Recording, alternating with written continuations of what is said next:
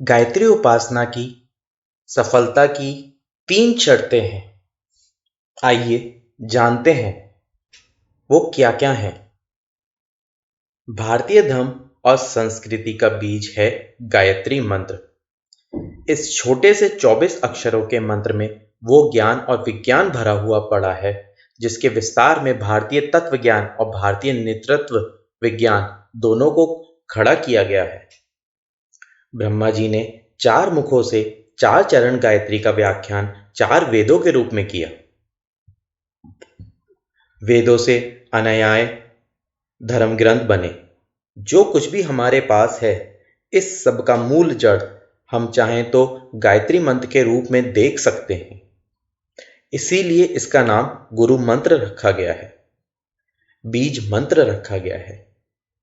बीज मंत्र के नाम से, गायत्री मंत्र के नाम से इसी एक मंत्र को जाना जा सकता है और गुरु मंत्र इसे कहा जा सकता है। भारतीय धर्म और विज्ञान को समझने की अपेक्षा ये बहुत अच्छा है कि इसके बीज को समझ लिया जाए, जैसे कि विश्वामित्र ने तप करके इसके रहस्य और बीज को जानने का प्रयत्न किया। हम सबका पूरा जीवन इसी एक क्रियाकलाप में लगा रहता है। जो बचे हुए जीवन के दिन हैं, उसका भी हमारा प्रयत्न यही रहेगा कि हम हमेशा ये शोध करते रहें और परीक्षण में बची हुई अपनी जिंदगी लगा दें कि गायत्री मंत्र आखिर है क्या। गायत्री को त्रिपदा कहते हैं। त्रिपदा का अर्थ है 3 चरण वाली, 3 टांग वाली। 3 टुकड़े इसके हैं जिनको समझ करके हम गायत्री के ज्ञान और विज्ञान की आधारशिला को ठीक तरीके से जान सकते हैं। इसका एक भाग है विज्ञान वाला पहलू। विज्ञान वाला पहलू में आते हैं तत्व दर्शन, तप साधना, योग अभ्यास, अनुष्ठान, जप आदि। ये विज्ञान वाला पक्ष है। इससे शक्ति पैदा होती है। गायत्री मंत्र का जप करने से, उपासना और ध्यान करने से उसके जो महात्म्य बताए गए हैं कि इससे ये लाभ होता है, अमुक लाभ होते हैं, अमुक कामनाएं पूरी होती हैं। ये कैसे पूरी होती हैं और कैसे पूरी नहीं होती, कब ये सफलता मिलती है और कब नहीं मिलती, आइए जानते हैं। किसी भी बीज को पैदा करने के लिए 3 चीजों की आवश्यकता होती है। भूमि उसके पास होनी चाहिए। भूमि के अलावा खाद और पानी का इंतजाम होना चाहिए। अगर ये तीनों चीजें उसके पास ना होंगी तब फिर मुश्किल है। तब फिर वो बीज पल्लवित होगा कि नहीं, कहा नहीं जा सकता। गायत्री मंत्र के बारे में भी यही 3 बातें हैं कि यदि गायत्री मंत्र के साथ 3 चीजें मिला दी जाएं या किसी भी अध्यात्म उपासना के साथ मिला दी जाएं तो उसके ठीक परिणाम होने संभव हैं। अगर ये 3 चीजें नहीं मिलाई जाएंगी तब फिर यही कहना पड़ेगा कि इसमें सफलता की आशा कम है। गायत्री उपासना के संबंध में कहा जाता है कि जप करने की विधियां और कर्म कांड तो वही हैं जो सामान्य सब लोग बताते हैं, पर किसी को फलित होने और किसी को ना फलित होने का मूल कारण यह है कि उन 3 तत्वों का समावेश करना लोग भूल जाते हैं जो किसी भी उपासना का प्राण है। उपासना के साथ एक तथ्य ये जुड़ा हुआ है कि अटूट श्रद्धा होनी चाहिए। श्रद्धा एक अपने आप में शक्ति है। बहुत सारी शक्तियां हैं, जैसे बिजली की शक्ति, भाप की शक्ति, आग की शक्ति। उसी तरीके से श्रद्धा की भी एक शक्ति है। पत्थर में से देवता पैदा हो जाते हैं, झाड़ी में से भूत पैदा हो जाता है, रस्सी में से सांप हो जाता है और न जाने क्या क्या हो जाता है श्रद्धा के आधार पर। अगर हमारा और आपका किसी मंत्र के ऊपर, जप उपासना के ऊपर अटूट विश्वास है, निष्ठा है, श्रद्धा है, तो यकीन मानिए कि चमत्कार मिलेगा ही मिलेगा और लाभ होगा ही होगा। जिन लोगों ने श्रद्धा से उपासनाएं की हैं, श्रद्धा से रहित केवल मात्र कर्मकांड संपन्न किए हैं, केवल जीभ की नोक से जप किए हैं और उंगलियों की सहायता से मालाएं घुमाई हैं, लेकिन मन में वो श्रद्धा ना उत्पन्न कर सके, विश्वास उत्पन्न ना कर सके, ऐसे लोग खाली रह गए। बहुत सारा जप करते हुए भी अगर अटूट श्रद्धा और विश्वास के साथ उपासनाएं की जाएं, तो ये एक ही पहलू ऐसा है जिसके आधार पर हम ये आशा कर सकते हैं कि हमारे अच्छे परिणाम निकलने चाहिए और उपासना को पूरा पूरा लाभ देना चाहिए। ये एक पक्ष हुआ। दूसरा, उपासना को सफल बनाने के लिए परिष्कृत व्यक्तित्व का होना नितांत आवश्यक है। परिष्कृत व्यक्तित्व का मतलब ये है कि आदमी चरित्रवान हो, लोक सेवी हो, सदाचारी हो, संयमी हो, अपने व्यक्तिगत जीवन को श्रेष्ठ और समुन्नत बनाने वाला हो। अब तक ऐसे ही लोगों को सफलताएं मिली हैं।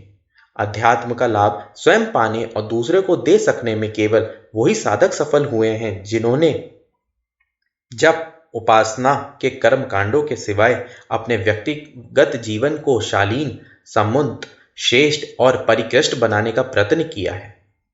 संयमी व्यक्ति, सदाचारी व्यक्ति जो भी जप करते हैं, उपासना करते हैं, उनकी प्रत्येक उपासना सफल हो जाती है। दुराचारी आदमी, दुष्ट आदमी, नीच, पापी और पतित आदमी भगवान का नाम लेकर यदि चाहें तो पार नहीं हो सकते। भगवान का नाम लेने का परिणाम ये होना चाहिए कि आदमी का व्यक्तित्व सही हो और वो शुद्ध बने। अगर व्यक्ति को शुद्ध और समुन्नत बनाने में राम नाम सफल नहीं हुआ तो जानना चाहिए कि उपासना की विधि में बहुत भारी भूल रह गई और नाम के साथ में काम करने वाली बात को भुला दिया गया। परिकृष्ट व्यक्ति उपासना का दूसरा वो वाला पहलू है। गायत्री उपासना के संबंध में अथवा अन्य उपासनाओं के संबंध में ये बात हमें हमेशा ध्यान रखनी चाहिए। तीसरी, उच्च स्तरीय जप और उपासनाएं तब सफल होती हैं जबकि आदमी का दृष्टिकोण और महत्वाकांक्षाएं भी ऊंची हों। घटिया उद्देश्य लेकर, निकृष्ट कामनाएं और वासनाएं लेके अगर भगवान की उपासना की जाए और देवता का द्वार खटखटाया जाए तो देवता सबसे पहले कर्म कांडों की विधि और विधानों को देखने की अपेक्षा ये मालूम करने की कोशिश करते हैं कि उसकी उपासना का उद्देश्य क्या है, किस काम के लिए करना चाहता है।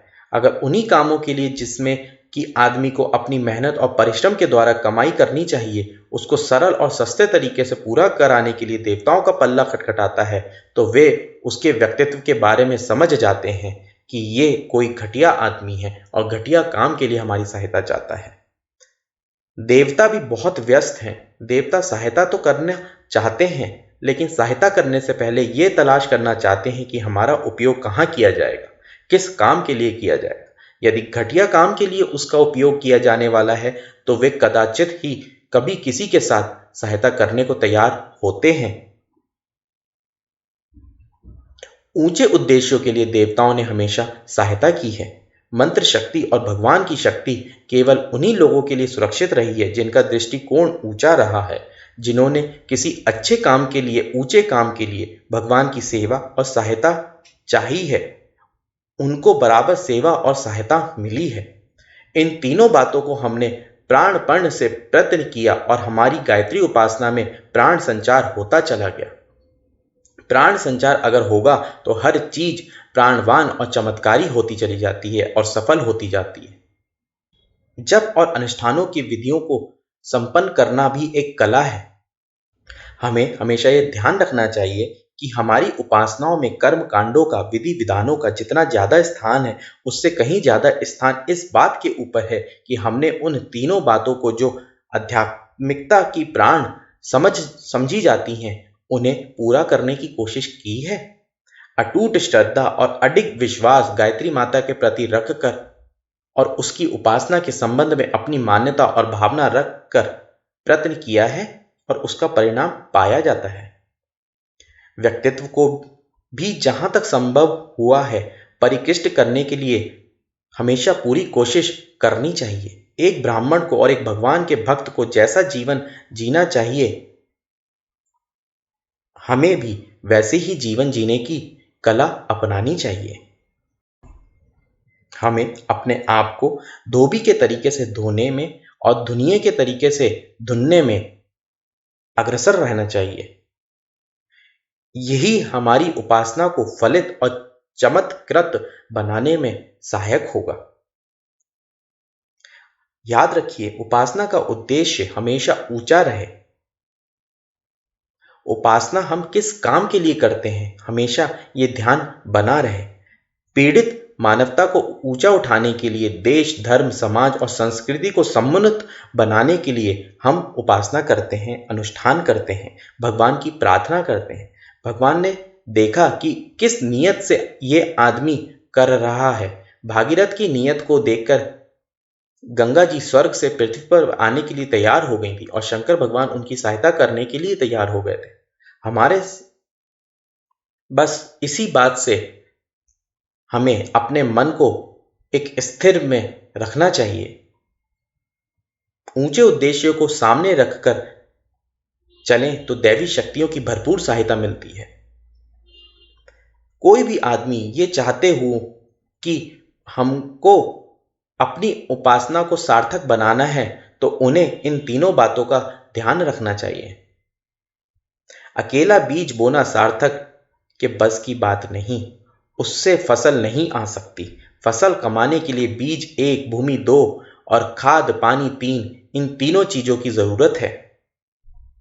निशाना लगाने के लिए बंदूक 1, कारतूस 2 और निशाना लगाने वाले का अभ्यास 3, ये तीनों होंगी तभी बात बनेगी।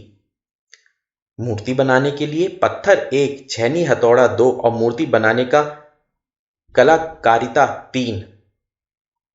समझ में आई आप लोगों को ये मेरी बात? लेखन कार्य के लिए कागज, स्याही और शिक्षा, तीनों चीजों की जरूरत है। मोटर चलाने के लिए मोटर की मशीन, तेल और ड्राइवर, तीनों चीजों की जरूरत है। इस तरीके से उपासना के चमत्कार अगर किन्हीं को देखने को मिल जाएं तो उनका जीवन सफल है। इन तीनों को मिलाकर जो कोई भी आदमी उपासना करेगा, निश्चय पूर्वक और विश्वास पूर्वक ये कहा जा सकता है कि आध्यात्मिकता के तत्व ज्ञान का जो कुछ ही महात्म्य बताया गया है वो आदमी स्वयं लाभान्वित होता है, समर्थ बनता है, शक्तिशाली बनता है, शांति पाता है, स्वर्ग मुक्ति जैसा लाभ प्राप्त करता है और दूसरों की सेवा सहायता करने में समर्थ होता ही है। गायत्री मंत्र के संबंध में यही प्रयोग और परीक्षण आजीवन कई लोगों ने किया है और क्या पाया है कि गायत्री मंत्र सही है और शक्तिमान है। सब कुछ उसके भीतर है, लेकिन है तभी जब गायत्री मंत्र के बीज को तीनों चीजों से संवित किया जाए। उच्च स्तरीय दृष्टिकोण, अटूट श्रद्धा, विश्वास और परिकृष्ट व्यक्तित्व अगर हमारे अंदर है तभी हमें सफलता मिलेगी। गायत्री मंत्र के बारे में जो 3 बातें कही जाती हैं पूर्णता सही है। गायत्री को कामधेनु कहा जाता है, ये सही है। गायत्री को कल्प वृक्ष कहा जाता है, ये सही है। गायत्री को पारस कहा जाता है, इसको छूकर लोहा सोना बन जाता है, ये सही है। गायत्री को अमृत कहा जाता है, जिसको पी करके अजर और अमर हो जाते हैं, ये भी सही है। ये सब कुछ उसी हालात में है जबकि गायत्री रूपी कामधेनु को चारा भी खिलाया जाए, पानी पिलाया जाए, उसकी रखवाली भी की जाए। गाय को चारा आप खिलाएं नहीं और दूध पीना चाहें तो ये कैसे संभव होगा? पानी पिलाएं नहीं और पानी पीना चाहें तो ये कैसे संभव होगा? गाय दूध देती है, ये सही है, लेकिन साथ साथ में ये भी सही है कि इसको परिपुष्ट करने के लिए, दूध पाने के लिए उन तीनों चीजों की जरूरत है, जो कि मन अभी आपसे निवेदन है कि इन तीनों चीजों को अपनाइए और अपनी साधना को सफल बनाइए। ये सारी बातें जो थी विज्ञान पक्ष की बातें थी। अब हम बात करते हैं ज्ञान पक्ष की। गायत्री के 3 पाद, 3 चरण में 3 शिक्षाएं भरी हैं और ये 3 शिक्षाएं ऐसी हैं कि अगर उन्हें मनुष्य अपने व्यक्तिगत जीवन में समाविष्ट कर सके तो धर्म और अध्यात्म को सारे का सारा रहस्य और तत्व ज्ञान का उसके जीवन में समाविष्ट होना संभव है। 3 पक्ष त्रिपदा गायत्री है: आस्तिकता, आध्यात्मिकता, धार्मिकता। इन तीनों को मिला करके त्रिवेणी संगम बन जाता है। पहला है आस्तिकता। आस्तिकता का अर्थ है ईश्वर का विश्वास। भजन पूजन तो कई आदमी कर लेते हैं, पर ईश्वर विश्वास का अर्थ यह है कि सर्वत्र जो भगवान समाया हुआ है उसके संबंध में ये दृष्टि रखें कि उसका न्याय का पक्ष, कर्म का फल देने वाला पक्ष इतना समर्थ है कि उसका कोई बीच बचाव नहीं हो सकता। भगवान सर्वव्यापी है, सर्वत्र है, सबको देखता है। अगर ये विश्वास हमारे भीतर हो तो हमारे लिए पाप करना संभव नहीं होगा। हम हर जगह भगवान को देखेंगे और समझेंगे कि उसकी न्याय निष्पक्षता हमेशा अक्षुण्ण रही है। उसे हम अपने आप का बचाव नहीं कर सकते। इसीलिए आस्तिक का, ईश्वर विश्वासी का पहला क्रियाकलाप ये होना चाहिए कि हमको कर्म फल मिलेगा, इसलिए हम भगवान से डरें। जो भगवान से डरता है उसको संसार में और किसी से डरने की जरूरत नहीं होती। आस्तिकता चरित्र निष्ठा और समाज निष्ठा का मूल है। आदमी इतना धूर्त है कि वो सरकार को झुठला सकता है, कानून को झुठला सकता है, लेकिन अगर ईश्वर का विश्वास उसके अंतःकरण में जमा हुआ है तो वो बराबर ध्यान रखेगा। हाथी के ऊपर अंकुश जैसे लगा रहता है, आस्तिकता का अंकुश हर आदमी को ईमानदार बनाने के लिए, अच्छा बनाने के लिए प्रेरणा करता है, प्रकाश देता है। ईश्वर की उपासना का अर्थ है जैसा ईश्वर महान है वैसे ही महान बनने के लिए हम कोशिश करें। हम अपने आप को भगवान में मिलाएं। ये विराट विश्व भगवान का रूप है और हम इसकी सेवा करें, सहायता करें और इस विश्व उद्यान को समुन्नत बनाने की कोशिश करें, क्योंकि हर जगह भगवान समाया हुआ है। सर्वत्र भगवान विद्यमान है। ये भावना रखने से कि भावना मन में पैदा होती है। गंगा जिस तरीके से अपना समर्पण करने के लिए समुद्र की ओर चल पड़ती है, आस्तिक व्यक्ति, ईश्वर का विश्वासी व्यक्ति भी अपने आप को भगवान में समर्पित करने के लिए चल पड़ता है। इसका अर्थ ये हुआ कि भगवान की इच्छाएं मुख्य हो जाती हैं। व्यक्तिगत महत्वाकांक्षाएं, व्यक्तिगत कामनाएं भगवान की भक्ति समाप्त कराती हैं और ये सिखाती हैं कि ईश्वर के संदेश, ईश्वर की आज्ञा ही हमारे लिए सब कुछ होनी चाहिए। हमें अपनी इच्छा भगवान पर थोपने की अपेक्षा भगवान की इच्छा को अपने जीवन में धारण करना चाहिए। हमें अपनी इच्छा भगवान पर थोपने की अपेक्षा भगवान की इच्छाओं को अपने जीवन में धारण करना चाहिए। ये बात मैं फिर से रिपीट कर रहा हूँ, इस बात पे ध्यान दीजिएगा। आस्तिकता के ये बीज हमारे अंदर जमे हुए हों तो जिस तरीके से वृक्ष से लिपटकर बेल उतनी ही ऊंची हो जाती है जितना कि ऊंचा वृक्ष है, उसी प्रकार से हम भगवान की ऊंचाई के बराबर ऊंचे चढ़ सकते हैं। जिस तरीके से पतंग अपनी डोरी बच्चे के हाथ में थमाकर आसमान में ऊंचे उड़ती चली जाती है, जिस तरीके से कठपुतली के धागे बाजीगर के हाथ में बंधे रहने से कठपुतली अच्छे से अच्छा नाच तमाशा दिखाती है, उसी तरीके से ईश्वर का विश्वास, ईश्वर की आस्था अगर हम स्वीकार करें, हृदयंगम करें और अपने जीवन की दिशा धाराएं भगवान के हाथ में सौंप दें, अर्थात भगवान के निर्देशों को ही अपनी आकांक्षाएं मान लें, तो हमारा उच्च स्तरीय जीवन बन सकता है और हम इस लोक में शांति और परलोक में सद्गति प्राप्त करने के अधिकारी बन सकते हैं। आस्तिकता गायत्री मंत्र की शिक्षा का पहला वाला चरण है। इसका दूसरा वाला चरण है आध्यात्मिकता। आध्यात्मिकता का अर्थ है आत्म बल, अपने आप को जानना, आत्मबोध, अर्थात अपने आप के मन की स्थिति को जानना। अपने आप को ना जानने से हम बाहर भटकते रहते हैं। कई अच्छी आकांक्षाओं को पूरा करने के लिए अपने दुखों का कारण बाहर तलाश करते फिरते हैं, जानते नहीं कि हमारी मन स्थिति के कारण ही हमारी परिस्थितियां उत्पन्न होती हैं। अगर हम ये जान पाएं तब फिर अपने आप को सुधारने के लिए कोशिश करें। स्वर्ग और नरक हमारे ही भीतर है। हम अपने ही भीतर स्वर्ग दबाए हुए हैं, अपने ही भीतर नरक दबाए हुए हैं। हमारी मन स्थिति के आधार पर ही परिस्थितियां बनती हैं। कस्तूरी का हिरण चारों तरफ खुशबू की तलाश करता फिरता है, लेकिन जब उसको पता चला कि वो तो नाभि में ही है, तब उसने इधर उधर भटकना त्याग दिया और अपने भीतर ही ढूंढने लगा। फूल जब खिलता है तब बौरें आती ही हैं, तितलियां आते ही हैं, बादल बरसते हैं, लेकिन जिसके आंगन में जितना पात्र होता है उतना ही पानी देकर जाते हैं। चट्टानों के ऊपर बादल बरसते रहते हैं, लेकिन घास का एक तिनका भी पैदा नहीं होता। छात्रवृत्ति उन्हीं को मिलती है जो अच्छे नंबर से पास होते हैं। संसार में सौंदर्य तो बहुत है, पर हमारी आंख ना तो उसका क्या मतलब। संसार में संगीत गायन तो बहुत हैं, शब्द बहुत हैं, पर हमारे कान ना हो तो उन शब्दों का क्या मतलब। संसार में ज्ञान विज्ञान तो बहुत है, पर हमारा मस्तिष्क ना हो तो उसका क्या मतलब। ईश्वर उन्हीं की सहायता करता है जो अपनी सहायता आप करते हैं। इसीलिए आध्यात्मिकता का संदेश ये है कि हर आदमी को अपने आप को देखना, समझना, सुधारने के लिए भरपूर प्रयत्न करना चाहिए। अपने आप को हम जितना सुधार लेते हैं उतनी ही परिस्थितियां हमारे अनुकूल बनती चली जाती हैं। ये सिद्धांत गायत्री मंत्र का दूसरा वाला चरण है।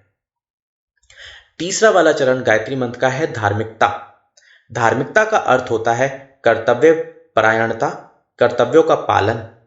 कर्तव्य, कर्म और धर्म लगभग एक ही चीज है। मनुष्य में और पशु में सिर्फ इतना ही अंतर है कि पशु किसी मर्यादा से बंधा हुआ नहीं है। मनुष्य के ऊपर हजारों मर्यादाएं और नैतिक नियम बांधे गए हैं और जिम्मेदारियां लादी गई हैं। जिम्मेदारियों को और कर्तव्यों को पूरा करना मनुष्य का कर्तव्य है। शरीर के प्रति हमारा कर्तव्य है कि इसको हम निरोग रखें। मस्तिष्क के प्रति हमारा कर्तव्य है कि इसमें अवांछनीय विचारों को ना आने दें। परिवार के प्रति हमारा कर्तव्य है कि उनको सद्गुणी बनाएं। देश, धर्म, समाज और संस्कृति के प्रति हमारा कर्तव्य है कि उन्हें भी समुन्नत बनाने के लिए भरपूर ध्यान रखें। लोभ और मोह के पास से अपने आप को छुड़ा करके अपनी जीवात्मा का उद्धार करना, ये भी हमारा कर्तव्य है। और भगवान ने जिस काम के लिए हमको इस संसार में भेजा है, जिस काम के लिए मनुष्य योनि में जन्म दिया है, उस काम को पूरा करना भी हमारा कर्तव्य है। इन सारे के सारे कर्तव्यों को अगर हम ठीक तरीके से पूरा ना कर सकें तो हम धार्मिक कैसे कहला सकेंगे। धार्मिकता का अर्थ होता है कर्तव्यों का पालन करना। हमने सारे जीवन में गायत्री मंत्र के बारे में बस सुना ही सुना है, पर कभी भी उसको अपने जीवन में धारण नहीं किया है। तो यही सही समय है कि गायत्री मंत्र को अपनाइए। गायत्री मंत्र में बहुत ज्ञान है, बहुत भंडार है, क्योंकि गायत्री मंत्र में 3 चीजें समाई हुई हैं। आस्तिकता अर्थात ईश्वर का विश्वास, आध्यात्मिकता अर्थात स्वावलंबन, आत्मबोध और अपने आप को परिकृष्ट करना, अपनी जिम्मेदारियों को स्वीकार करना, और धार्मिकता अर्थात कर्तव्य परायणता। कर्तव्य परायण, स्वावलंबी और ईश्वर परायण कोई भी व्यक्ति गायत्री मंत्र का उपासक कहा जा सकता है और गायत्री मंत्र के ज्ञान पक्ष के द्वारा जो शांति और सद्गति मिलनी चाहिए उसका अधिकारी बन सकता है। हमारे जीवन में हमें हमेशा यही निष्कर्ष निकालना चाहिए कि विज्ञान पक्ष में 3 धाराएं हैं और ज्ञान पक्ष में 3 धाराएं हैं। इनको जो कोई प्राप्त कर सकता हो गायत्री मंत्र की कृपा से निहाल बन सकता है और ऊंची से ऊंची स्थिति प्राप्त करके इसी लोक में स्वर्ग और मुक्ति का अधिकारी बन सकता है। ऐसा विचार हमें हमेशा अपने मन में रखना चाहिए। ओम शांति।